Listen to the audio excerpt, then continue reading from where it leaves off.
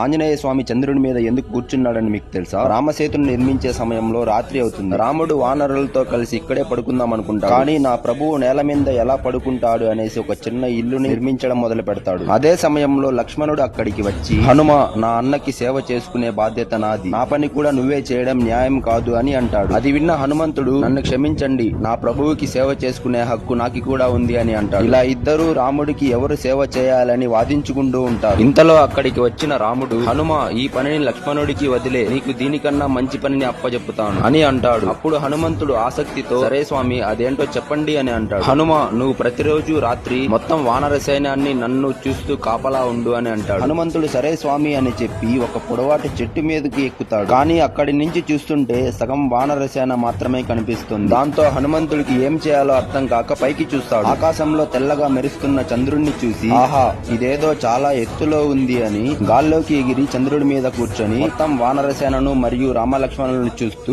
రాత్రంతా కాపలాగా ఉంటాడు. మామ, మన వీడియో ఇన్ఫర్మేటివ్ అండ్ ఇంకా మంచిగా అనిపిస్తే మన అకౌంట్ ఫాలో చేసుకోవడం అయితే మర్చిపోకండి. అందుకే జై శ్రీరామ్.